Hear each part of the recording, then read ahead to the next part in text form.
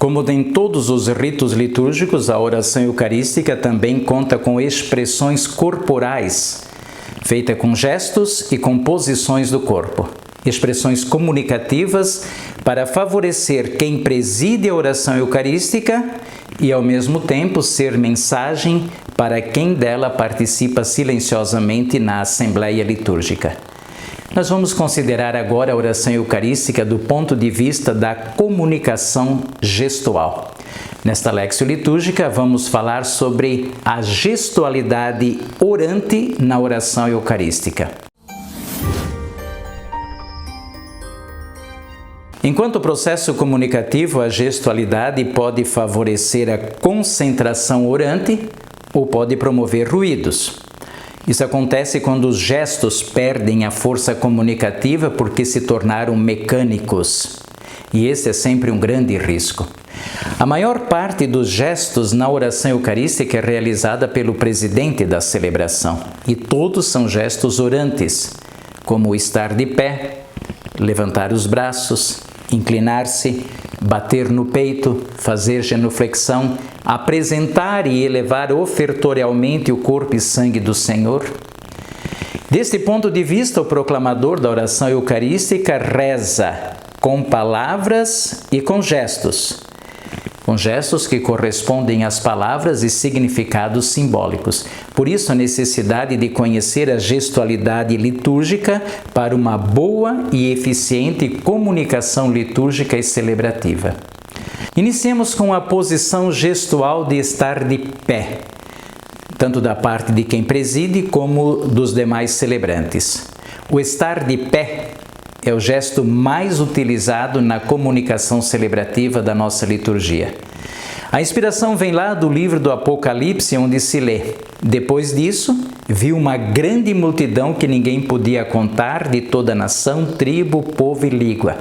Conservavam-se de pé diante do trono e diante do Cordeiro, de vestes brancas e palmas na mão.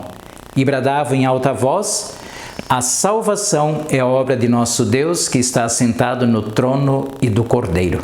Isso está em Apocalipse, capítulo 7, 9 a 10. Os celebrantes da Eucaristia participam da mesma adoração prestada ao Cordeiro vitorioso, com a diferença de que os santos e santas estão diante do trono do Cordeiro e nós aqui na terra estamos diante do mesmo Cordeiro, mas em modo sacramental. Também nós fomos revestidos com a veste branca no dia do batismo, o que nos dá o direito de adorar o Cordeiro Pascal de pé. E justamente com toda a igreja, aquela igreja gloriosa que está no céu, e com a igreja militante que é formada por todos nós aqui na terra, nós cantamos e proclamamos a santidade do Cordeiro vitorioso. Além disso, esse texto do Apocalipse descreve a posição natural de quem é ressuscitado em Jesus Cristo e daquele que recebeu a veste branca da filiação divina. O Apocalipse diz que eles estavam de pé diante do Cordeiro, em adoração. O estar de pé, portanto, é uma posição adorante. Por isso, é um pouco estranho no contexto celebrativo ficar ajoelhado durante toda a oração eucarística. Embora essa possibilidade, eu devo reconhecer, ela esteja prevista na Instrução Geral do Missal Romano, número 43. Ficar de joelhos onde isso for costume. O segundo gesto é o ajoelhar-se. O gesto de ajoelhar-se é realizado pelos celebrantes no momento da consagração e ele começou a aparecer na história da liturgia de Roma por volta do século XII, num tempo em que a Eucaristia passou a ser considerada mais do ponto de vista devocional que memorial celebrativo do mistério pascal de Jesus Cristo.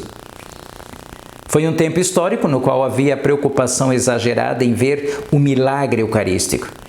E não tanto celebrar a Eucaristia como alimento para a vida humana em Cristo, de Cristo que nos alimenta. De fato, Jesus não colocou o pão e o vinho sobre a mesa da última ceia para ser adorado, mas para ser alimento, comida e bebida da sua vida divina enquanto caminhamos na estrada de Jesus, caminhamos no discipulado. Foi nessa época, lá no século XII também, que se introduziu o toque da sineta para avisar o momento de se ajoelhar diante do Santíssimo. Introduziu-se igualmente a ostentação, o mostrar de modo ostensivo os dons do pão e do vinho consagrados para serem adorados pelos celebrantes. Nenhum desses gestos existe na liturgia eucarística oriental. A reforma litúrgica, ela cogitou e procurou reformular a gestualidade do ajoelhar-se com a proposta de ficar de pé no decorrer de toda a oração eucarística. Mas se preferiu continuar com o ajoelhar-se de acordo com as tradições de quase todos os povos da terra. A já citada Instrução Geral do Missal Romano número 43 estabelece que as conferências episcopais determinem a posição de ajoelhar durante a oração eucarística, de acordo com os costumes e com a índole de cada povo. Depois de estar de pé e de ajoelhar-se, o terceiro gesto são os braços abertos. São gestos presidenciais, o mais utilizado é a oração de braços abertos, um gesto orante, vindo do modo hebreu de rezar. E ele está presente na liturgia romana e igualmente na liturgia oriental. A oração eucarística é proclamada da parte do padre na sua maior parte, digamos assim, com os braços abertos, em posição orante. O rezar de braços abertos tem o belo significado de se apresentar totalmente livre, aberto e disponível diante de Deus. Quanto ao gesto orante, na tradição litúrgica, este não se caracteriza como oferente desse modo, ou seja, com as mãos estendidas para o alto, em posição de quem oferece alguma coisa, mas com os braços erguidos ao longo do corpo e com as mãos espalmadas para a frente, deixando o peito aberto diante de Deus.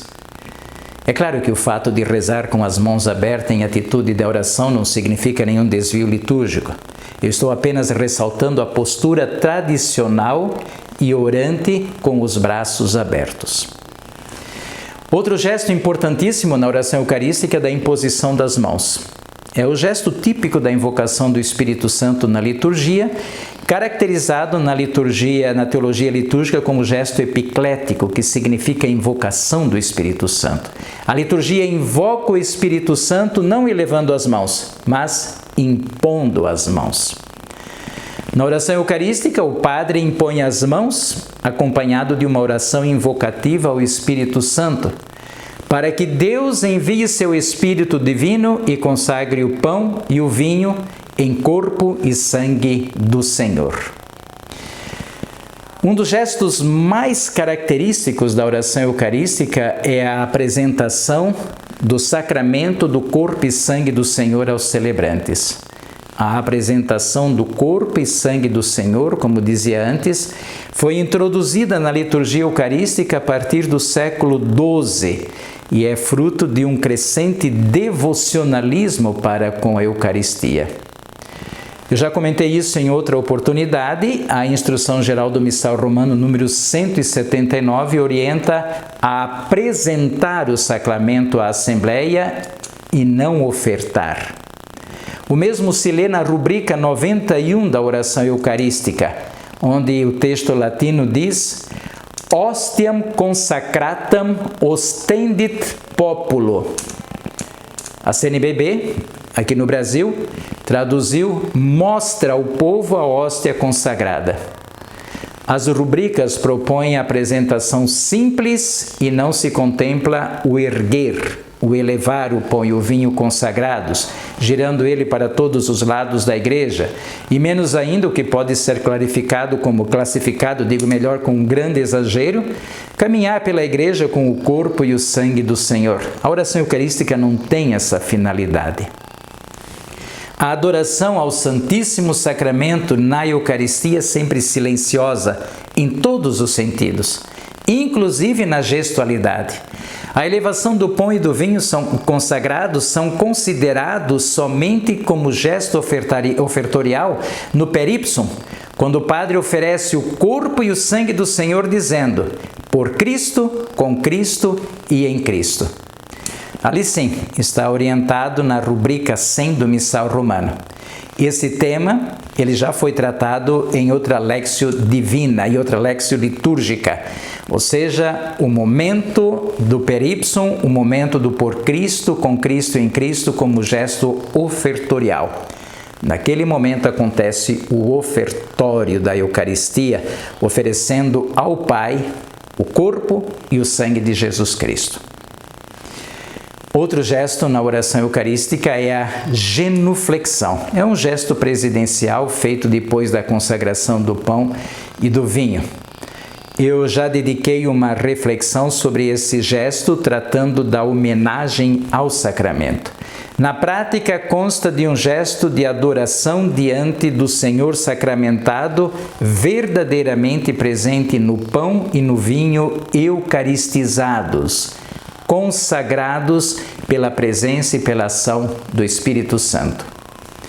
Ligada à genuflexão, outro gesto é a inclinação. Sobre a inclinação, esta tem dois aspectos. O primeiro deles é contextualizado no mesmo sentido e significado da genuflexão. Isto é visível nas concelebrações. Depois da consagração do pão e do vinho, quem preside a oração eucarística faz genuflexão e os demais concelebrantes fazem uma inclinação profunda, aquela inclinação feita com o corpo e não somente com a cabeça. O segundo aspecto da inclinação encontra-se no gesto de inclinar-se, que está prescrito na oração eucarística primeira, mas não está nas outras orações eucarísticas. A inclinação acontece no Supplices te rogamos, nós vos suplicamos. A rubrica 96 do Missal instrui o presidente a unir as mãos e inclinar-se para suplicar que a oferta, o corpo e o sangue de Jesus Cristo, seja levada até a presença de Deus Pai. É, portanto, uma inclinação orante. Nesta mesma parte da oração eucarística primeira, no Supplice te rogamos, quem preside a oração eucarística, conclui esse momento erguendo-se da inclinação, traçando o sinal da cruz sobre si mesmo e dizendo: sejamos repletos de todas as graças e bênçãos do céu. É um gesto que foi mantido pela reforma da liturgia, com o sentido de que a participação na Eucaristia, comungando a Eucaristia, como diz o texto, é fonte da bênção e da graça da salvação. Um terceiro gesto ainda presente na oração eucarística primeira e não nos demais anáforas está contemplado na rubrica 98. É o gesto de bater-se no peito e acontece no momento do nobis quoque peccatoribus, e a todos nós pecadores. É um gesto de humildade, de reconhecimento, gesto de reconsiderar-se como pecador diante de Deus e diante de todos os celebrantes. E por fim, o gesto ofertorial, presente na conclusão de todas as anáforas eucarísticas. Todas as fórmulas da oração eucarística acontecem com o gesto ofertorial, com o gesto do verdadeiro ofertório da missa. É o gesto ofertorial quando o padre toma o pão e o vinho consagrados, o corpo e o sangue do Senhor, e como que orienta a rubrica 100, eleva a oferta, os dons da igreja ao Pai. É a oferta, é o ofertório, o oferecimento do sacrifício da igreja. É a igreja ofertando ao Pai o corpo e o sangue de Jesus Cristo, ao que a Assembleia participa com o grande e solene Amém. O rito que comumente se chama de ofertório na liturgia é designado como preparação e apresentação das oferendas. Ora, isso ajuda-nos a compreender que o verdadeiro ofertório da missa acontece na conclusão da oração eucarística, quando então sim, a oferta da igreja, isto é, o próprio Jesus Cristo, é oferecido ao Pai dizendo: por Cristo, com Cristo, em Cristo, a vós, Deus Pai Todo-Poderoso, na unidade do Espírito Santo, toda honra e toda glória, agora e para sempre. Amém. Eu quero agradecer por ter me acompanhado nesta Lexio Litúrgica, que foi um pouquinho mais longa que as demais, e eu renovo o meu convite para inscrever-se também para divulgar o meu canal, especialmente com aqueles que trabalham com pastoral litúrgica paroquial. Deus nos abençoe, guarde-nos de todo mal e nos conduza à vida eterna. Amém.